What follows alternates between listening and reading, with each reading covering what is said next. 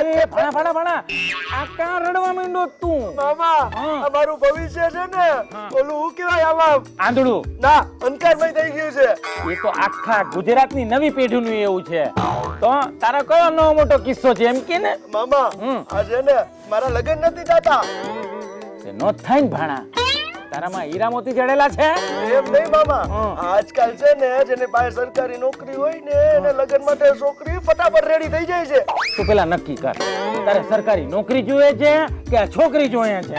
છોકરી મામા. હા પણ એના માટે પેલા નોકરી જોઈએ ને. હા એટલે એ પણ પાછી સરકારી એમ ને? હા તો ભાણા તારા માટે એક વાત કહું, તું ભલે 60 વર્ષનું થઈ તોય તને સરકારી નોકરી નહીં મળે ને નહીં મળે. કેમ મામા? આ હું 8માં ફેલ થયો તો એટલે? ના, તું 12મું પાસ કર, તું કોલેજ કર, પછી તું BSc થા, MSc થા, BA થા, તે છતાંય તારા નસીબમાં સરકારી નોકરી છે જ નહીં. તો મામા આ સરકારી નોકરી મેળવવા માટે શું કરવું પડે? સારું, મને એમ કે આ નીટ એટલે શું? નીટ એટલે હું કહું મામા, કે ઓલું છે ને આમ નાખીએ પછી એમાં બરફ નો હોય, શરબત ના હોય અને આમ સીધું એકદમ નીટ માર દઈએ ને એ નીટ. આને ખાલી આમાં જ ખબર પડે છે, આના સિવાય કઈ જ નથી દેખાતું. મને એમ કે આ JEE એટલે શું? આ જી એટલે મામા આપણે ઓલા સરકારી બાબુઓને ત્યાં નીટ લઈને જઈએ અને ત્યારે જી હુઝુર કરીએ એને કહેવાય જી. હે ભગવાન, આ તો પછી મને એમ કે આ ટેટ એટલે શું? આલ્યા મામા, ટેટ એટલે નથી ખબર. આ ટેટ એટલે આપણે નીટ લઈને સરકારી બાબુઓને ત્યાં ધરીએ, પછી જી હુઝુર કરીએ, પછી ઓલું નીટ લઈ અને સરકારી બાબુ એકદમ ટેટ પડી જાય એને ટેટ કહેવાય. ફોડ આ બધું હું તને હેને હાટું કહું છું, એ ખબર છે તને? અચ્છા, આ કોઈ સરકારી નોકરી મેળવવાની રીત છે મામા? ફોડ ગધેડો છે એક નંબરનો. આ ટેટ છે, JEE છે, બરાબર છે, આ નીટ છે, એ બધી એક્ઝામો છે. અને આ પેલી જે છે ને બે ઈ મેડિકલ માટેની, એન્જિનિયરિંગ માટેની એક્ઝામોનું અને એડમિશનો માટેની પરીક્ષાઓ છે. અને બીજી જે ટેટ છે ને એ સરકારી નોકરી માટે છે. તો પછી મામા આપણે ખાલી આ ટેટ આવવાનું જ રાખો ને. બોલો કેટલી બોટલો પીન બતાડવાની છે? હમણાં જ પીતો આવું.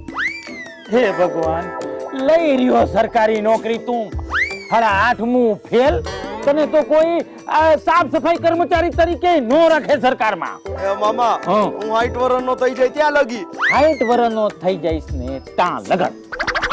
કેમ? એનું કારણ હું? કારણ કે સરકારમાં સરકારી નોકરી માટે દલાલો નીમવાની નીતિ. નોકરીઓમાં દલાલી હોતું હશે કઈ મામા? હાથ તો વળી પૂછ કેવી રીતે? કેવી રીતે? કોન્ટ્રાક્ટ પદ્ધતિના કારણે ફિક્સ પગાર દઈ દે. સમજો, એનાથી સરકારને શું ફાયદો થાય? ઇન્ક્રીમેન્ટ નો દેવું પડે, બીજી કે મોંઘવારી ભથ્થું નો દેવું પડે, અને ત્રીજું અગત્યનું ઈ કે પેન્શન નો દેવું પડે. મામા તો આમાં સરકારની લુચ્ચાઈ નો કહેવાય? હા તો વળી ઈ તો છે જ ને.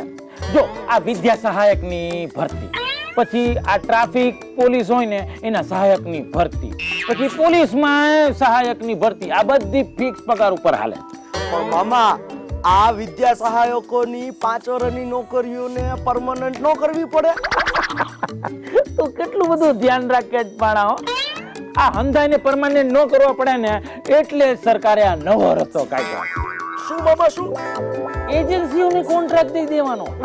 જો સમજ, હવે એ લોકો એમ કે તમારે માણસો લાવવાના, તમારે માણસો એવા નીમવાના કે જે સરસ મજાનું કામ કરે, બરાબર? અમે તમને પૈસા દઈ દઈશું અને તમે ઈને પૈસા દઈ દો. કોન્ટ્રાક્ટ સિસ્ટમ એટલે તમે છૂટા અને અમે છૂટા. ટૂંકમાં જા બિલાડી જા, મોજે મોજ, એમ ને? અને બીજી કે આ એજન્સી હોય ને એનું રજીસ્ટ્રેશન કરાવવાનું, અને જે માણસો હોય ને એને કોન્ટ્રાક્ટ નહીં દેવાનો.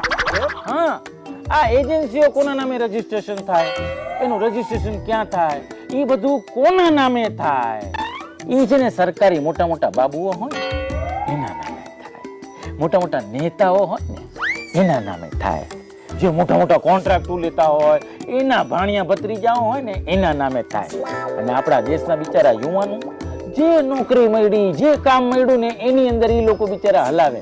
આ સરકારો તો એને પૂછવાય ન જાય, પણ આ માલ મલીદો જે હોય, મલાઈ હોય, એ કોણ ખાય? ભાણિયા અને ભત્રીજા. તો મામા અમારા લગનની હે ને આખી જવાબદારી તમારા હાથમાં છે. કેવી રીતે? મામા જો તમે આવો કોઈ એક કોન્ટ્રાક્ટ ઉપાડી લ્યો, પછી જો તમે અમારા મામા અને હું તમારો ભાણિયો, ગુજરાતની બેરોજગારી ગઈ તેલ લેવા. બા તું દિવસે દિવસે ખરેખર બહુ હોશિયાર થતો જાય. તારો કોનો આ જગત મામા